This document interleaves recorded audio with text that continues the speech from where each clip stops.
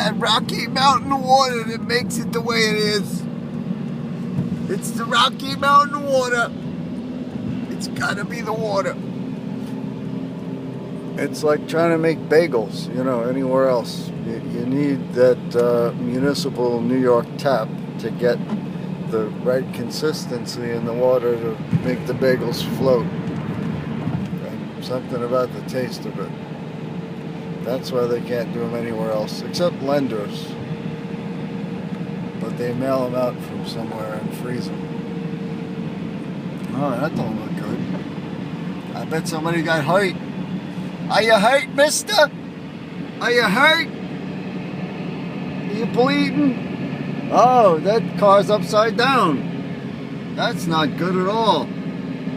I think it was a truck. In the name of the Father, and of the Son, and of the Holy Ghost, amen.